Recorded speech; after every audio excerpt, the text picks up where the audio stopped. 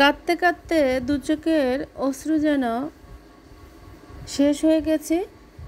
কষ্ট পেতে পেতে মনটা পাথর হয়ে গেছে। ভালো তুমি এমন মানুষকে বাসো যে নিজের থেকেও তোমাকে বেশি ভালোবাসে। হ্যালো এভরিওয়ান, আসসালামু আলাইকুম। কাছে দূরে এবং বিদেশ থেকে যে যেখান থেকে আমার ভিডিওটি দেখছেন, আশা করি আল্লাহর রহমতে আপনারা সবাই ভালো আছেন, সুস্থ আছেন। আমরাও আলহামদুলিল্লাহ ভালো আছি। পুরো ভিডিও জুড়ে আমি স্বপ্ন আছি আপনাদের সাথে। আমি আশা করি ভিডিওটি শুরু থেকে শেষ পর্যন্ত দেখবেন। তো সকালবেলা একটু ফ্রাইড রাইস বানিয়েছিলাম, তো আর চাটাও আমি বানিয়ে নিয়েছিলাম। তো আমাদের সকালের নাস্তাটা কমপ্লিট হয়ে গেছে। তো এখন বেলকনিতে একটু আসলাম, তো গাছগুলা কী অবস্থায় আছে সেটা একটু আমি দেখছিলাম। আর আগামীকাল আমি গাছে পানি দিয়েছি। আজকে তো কী সুন্দর দেখেন, একদম সতেজ সবুজ, দেখে মনটাই ভরে গেল। যাই হোক, এখন নাস্তা তো কমপ্লিট হয়ে গেছে। এখন আমি আমার যে সংসারের যে কাজকর্মগুলো আছে সেগুলো তো করতেই হবে। তো কালকে মেহমান এসেছিল, মেহমানকে যে নাস্তা দিয়েছিলাম, আর মেহমানজন আসলে তো একটু জিনিস তো ময়লা হয়, সেগুলো সুন্দর করে ধুয়ে আমি মুছে দিয়ে রেখেছিলাম। তো এখন আমি তো যেখানে যে জিনিস থাকার কথা আমি কিন্তু সেখানে রেখে দিচ্ছি।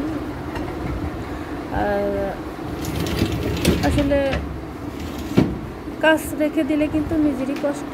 তো সাথের কাজ সাথে সাথে না করলে কিন্তু আলসেমি লাগে। জানি না আপনাদের কাছে কেমন মনে হয়, তবে আমার কাছে কিন্তু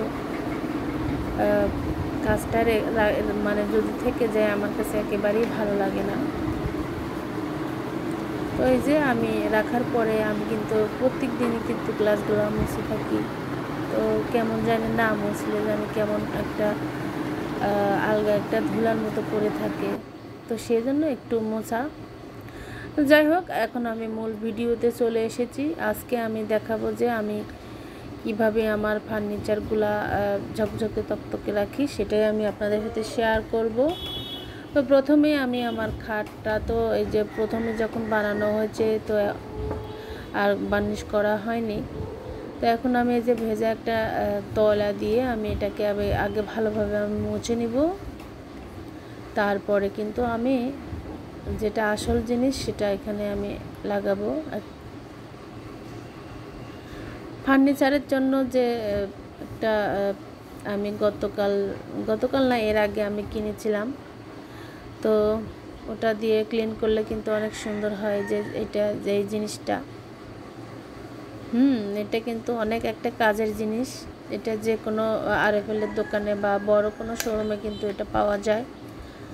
তো এটা থাকলে কিন্তু আর চিন্তা নেই, আপনার অনেক কাজ সহজ হয়ে যায়। আর ফার্নিচার এটা যখন লাগানো যায় তখন কিন্তু সুন্দর একটা গ্লিজ দেয়। এটা তো যারা ফার্নিচার মানে বিক্রি করে ওরা কিন্তু এগুলা কিন্তু ব্যবহার করে থাকে। আর এটা কিন্তু এই ফার্নিচার লাগানোর জন্যই তৈরি করা হয়েছে। তো আপনারা যদি এরকম মানে ফার্নিচার ঝকঝকে তকতকে রাখতে চান, তো এটা এরকম একটা কিনে নিতে পারেন। অনেক কিন্তু সুবিধা, আমি তো আগে জানতাম না, তো কিনে কিন্তু এটা আমার অনেক হেল্পফুল হয়। কারণ এটা থাকাতে মানে যখন আমি বার্নিশ করি বা মানে লাগাই, অনেক সুন্দর লাগে, সুন্দর একটা গ্লিজ মারে এখানে। তো এর মধ্যে কিন্তু অনেক কিছু দিয়ে কিন্তু এটাকে তৈরি করা হয়েছে, হয়তো সেই জন্য এর গুণটা অনেক বেশি। তো ক্যামেরার মধ্যে কিন্তু তত মানে ভালো দেখাচ্ছে না, কিন্তু এমনি কিন্তু খুবই চকচকে লাগে দেখতে। তো আপনারা বাসায় এটা একটা কিনে নিন, তাহলে কিন্তু অনেক উপকার কাজে আসবে। যাই হোক, আমি সব কিছু তো মুছে নিয়েছি। আমি কিন্তু অফ ক্যামেরায় অনেক কাজকর্ম কিন্তু করে নিয়েছি। আর এই যে আমার খাটের পাশে যে গাছগুলো থাকে, বেডের পাশে, সেগুলো একটু স্প্রে করে দিলাম। কারণ পানি তো দিয়েছি আমি, পানি আর লাগবে না। আর এখন আমি আমার এই যে টি টেবিলের উপরে যে একটা অন্যরকম একটা ভাবে সাজিয়েছিলাম, তো ওটা আমি কাপড়টা উঠিয়ে নিয়েছি, ময়লা হয়েছিল। তো আজকে ভাবলাম যে একটু সুন্দর করে অন্যভাবে একটু গুছিয়ে নিই। সবসময় কিন্তু একরকম ভালো লাগে না, মাঝে মধ্যে একটু উলট পালট করে সাজালে কিন্তু ভালোই লাগে, আমার কাছে ভালো লাগে। কারণ আমি যে যাই ঘর সবসময় তো ঘরের মধ্যেই বেশিরভাগ থাকি, তো ঘরটা যদি সুন্দর থাকে, সাজানো গোছানো থাকে, তাহলে কিন্তু মনটাও ভালো থাকে, আর দেখলেই আমার মনটা কিন্তু শান্তিতে ভরে যায়। যাই হোক, আগে তো আমি ওটা দিয়েছিলাম, তো তত ভালো লাগছিল না। তো এখন আমি আগে যেটা ছিল নিচে একটা সুন্দর একটা তয়লা বিছিয়ে দিয়েছি ছোট্ট, তো ওটার উপরে দিয়ে এখানে আমি এই যে কয়েক রকমের ফুল দিয়ে তারপর সাজিয়ে নিলাম। আসলে অনেকে তো অনেকভাবে সাজায়, আমার কাছে এই আর্টিফিশিয়াল ফুলগুলো দিয়ে সাজালে আমার কাছে অনেক ভালো লাগে, দেখতে অনেক সুন্দর লাগে। তো আসলে এটা ঘর সাজানো যার যেরকম রুচি, যার যতটুকু সাধ্য আছে ততটুকু অনুযায়ী আপনারা ঘর সাজাবেন, কোনো সমস্যা নাই। আল্লাহ তাআলা যাকে যতটুকু দিয়েছে ততটুকুর উপরেই সাজালে কিন্তু সুন্দর। যে কোনো কম দামি হোক জিনিস দিয়ে, যা আছে তাই দিয়ে ঘরটা সাজিয়ে গুছিয়ে রাখবেন, এতে করে কিন্তু দেখতে ভালো লাগবে। যাই হোক, আর এই যে আমি কাপড়টা যে নিয়েছিলাম ওটা দিয়ে কিন্তু আবার সুন্দর করে আমি আমার যে ছোট্ট একটা টেবিল আছে, কপি টেবিল বলে, ওখানে মাঝে মধ্যে বসে আমরা কপি খাই, তো ওটা সুন্দর করে আবার গুছিয়ে নেওয়ার পরে আমি চলে এসেছি আমার ছেলের রুমে। তো তো এখানে কিন্তু আমি একটু এটাও কি আগে ভালোভাবে ভেজা ন্যাকড়া দিয়ে আমি মুছে নিয়েছি, তারপরে ভালো করে মুছে তারপরে যে আমি এটা যে ক্লিনজার এটা দিয়ে সুন্দর করে আমি কিন্তু ওই যে বার্নিশ করে নিচ্ছি। দেখেন সুন্দর, মানে দেওয়ার সাথে সাথে অন্যরকম একটা লুক আসে। নিচে লাগাইনি, দেখেন নিচে কেমন হয়ে আছে, আর উপরের অংশতে লাগিয়েছি, যে উপরের অংশ কি সুন্দর ঝকঝকে তকতকে হয়ে আছে। আসলে আমার ফার্নিচারগুলো কিন্তু অনেক আগের, এগুলো অনেক পুরাতন হয়ে গেছে, তবুও কিন্তু এখনও আমি কিন্তু সবসময় পরিষ্কার রাখি, তো অনেক ভালো আছে। আসলে যে কোনো জিনিস নতুন হোক পুরাতন হোক, আসলে যত্নের উপরে কিন্তু ডিপেন্ড করে। আপনি যদি যত্নবান হন, জিনিসের প্রতি যত্ন করতে জানেন, তাহলে কিন্তু জিনিস অনেক ভালো থাকে। যাই হোক, আমি আমার ড্রয়িং রুমের সমস্ত সব কিছু ভেজা ন্যাকড়া দিয়ে সব জিনিসগুলো আমি মুছে নিয়েছি। তো ভাবলাম যে একটু ঘরটাও মুছে নিই, কারণ একটু ময়লা হয়েছিল, তো সেই জন্য ঘরটাও আমি সুন্দর করে মুছে নিচ্ছি, কারণ ময়লা হলে কিন্তু আমার ভালো লাগে না। তো আজকে একটু এনার্জি ছিল, তো ভাবলাম যে ঘরের সমস্ত কাজগুলো করে ফেলি। যখনই ভালো লাগে তখনই কিন্তু আমি আমার সংসারের কাজকর্মগুলো সুন্দর মতো করে নিই। যাই হোক, এখন আমি আমার যে ক্যাবিনেট, স্টিলের ক্যাবিনেটটা আছে, তো এটার মধ্যে কিন্তু কিছু জিনিস দিয়ে আমি সাজিয়ে গুছিয়ে নিয়েছি। আগে অন্যরকম ছিল, এখানে যে জিনিসগুলো আমার কম ব্যবহার হয় আমি সেগুলো এখানে রেখে দিয়েছি। তো একটু গোছানো, একটু এলোমেলো করেই কিন্তু আমার এখানে সাজিয়ে নিয়েছি, কারণ অনেক সময় এখানে অনেক হাত পড়ে যায়, কোনো সময় গোছানো থাকে, আবার কোনো সময় এলোমেলো হয়ে যায়, তো করার কিছু নাই। তো একটু আলগা ধুলা পড়েছিল, সেটি আমি মুছে নিচ্ছি। প্রত্যেকদিন বাইরেরটা তো সবসময় মোছা হয়, ভিতরটা একটু কমই মোছা হয়, তো একটু আজকে শুকনা ন্যাকড়া দিয়ে আমি মুছে নিচ্ছি। এরপরে হয়তো কোনো একদিন সময় পেলে আমি ভেজা ন্যাকড়া দিয়ে মুছে ফেলবো। স্টিল তো পানি লাগলো কিন্তু সমস্যা, জং ধরার সমস্যা পড়তে পারে, সেজন্য খুব সাবধানে কিন্তু স্টিলের জিনিসগুলো যত্ন করতে হয়। যাই হোক, এই জিনিসগুলো আমার ড্রয়িং রুমে ছিল, আমি নামাজ কালাম হবে না সেই জন্য আমি ভিতরে রেখেছি। আসলে ফেলতে অনেক মায়া লাগে, কারণ এগুলোর সাথে আমার ছেলে মেয়েদের অনেক স্মৃতি জড়িয়ে আছে, তো আর ফেলিনি, কারণ এগুলো তো টাকা দিয়ে কেনা, সেই জন্য রেখে দিয়েছি ভিতরে যাতে চোখে না পড়ে। তো পরিষ্কার করার পর কেমন লাগছে সেগুলাই আমি আপনাদের সাথে একটু শেয়ার করছি। তো ভিডিওর এই পর্যায়ে এসে আমি জানি না আপনারা কে কে আমার ভিডিওগুলো দেখছেন, তো আমার ভিডিওর কোনো অংশ যদি আপনাদের কাছে ভালো লাগে বা কোনো কিছু আপনি যদি মনে করেন যে না শিখতে পেরেছি, তাহলে প্লিজ আমার চ্যানেলটি সাবস্ক্রাইব করে আমার সঙ্গেই থেকে যেতে পারে। আজ যদি বেশি ভালো লাগে তাহলে লাইক, কমেন্ট এবং শেয়ার করে দিবেন। এতে করে কিন্তু আমি একটু উপকৃত হব। তো যারা যারা এই কাজটি অলরেডি করেছেন তাদেরকে জানাই অসংখ্য ধন্যবাদ। আমার অন্তর থেকে অনেক অনেক ভালোবাসা। আর যারা যারা সুন্দর সুন্দর কমেন্ট করেন, আমাকে সাপোর্ট করেন, তাদের জন্য মন থেকে দোয়া করছি। আর যারা যারা ফেসবুক পেজ থেকে দেখছেন, চাইলে আমার ফেসবুক পেজটি একটু ফলো দিয়ে লাইক দিয়ে দিবেন। আর এই যে বাজার ছিল না, তো সিম্পল কিছু বাজার এনেছে আমার হাজব্যান্ড। তো আমি কিন্তু 2টা রুম ক্লিন করছিলাম, তো ও এসে বলছে যে দাও, আমাকে দাও, আমি একটু মুছে নিই। তো হাজব্যান্ড একটু মানে কাজকর্ম করলে কিন্তু ভালো লাগে, তো মুছে নিচ্ছে। এদিক থেকে আমি আমার রান্নাবান্নার কাজগুলো করে নিচ্ছি। যে লাল আলুগুলা, এই আলুগুলা খেতে কিন্তু অনেক মজা লাগে। তো আলুগুলো রেখে দিয়েছি, আর মাছটা আমি কেটে নিব। আর এখন আমি যে কাবাব বানিয়েছিলাম, স্বামী কাবাব, তো এটা শেয়ার করে নিই, কোনো একদিন আপনাদের সাথে শেয়ার করব। অনেক মজা হয় কাবাব। তো এখন আমি এইগুলো একটু উঠে নিচ্ছি। কাবাবটা অনেক হেল্পফুল, কারণ পোলা বা বিরিয়ানি বানালে তো একটু বানিয়ে ভেজে নিলে হয়ে যায়। যাই হোক, এই যে মাছটা আমি কেটে, কিছু মাছ আমি ফ্রিজে রেখেছি, আর এই যে কিছু মাছ আমি আজকে ইলিশ মাছ হাতে মেখে রান্না করব। অল্প কিছু আলু আর টমেটো দিয়েছি, আর সমস্ত রকম মশলা দিয়ে, সরিষার তেল দিয়ে আমি একটু রাঁধুনি দিয়েছিলাম, সামান্য একটু চিনি দিয়েছিলাম, দিয়ে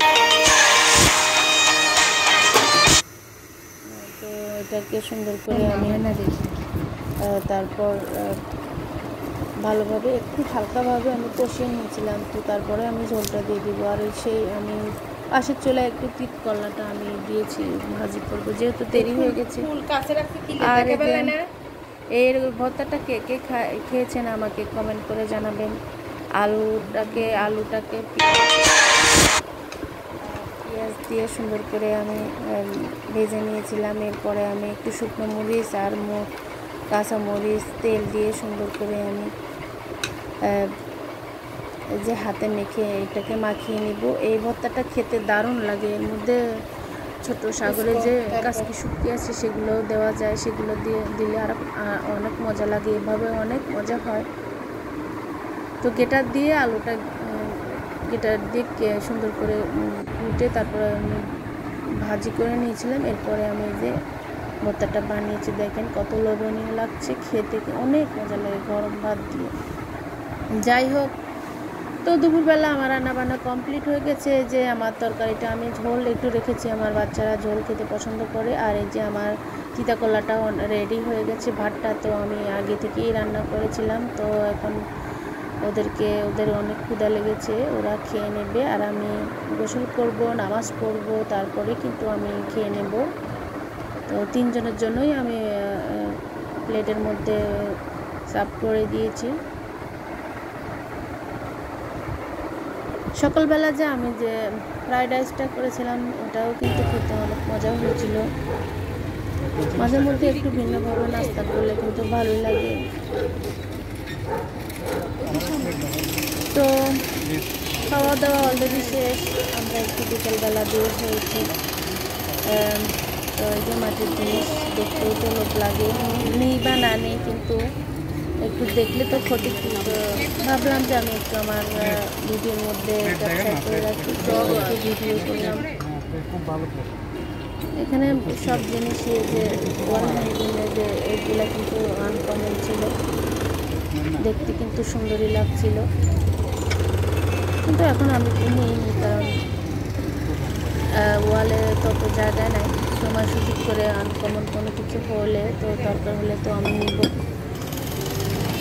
তো রাতের বেলা তত ভালো লাগছিল না, কিন্তু জিনিসগুলো কিন্তু অনেক সুন্দর ছিল।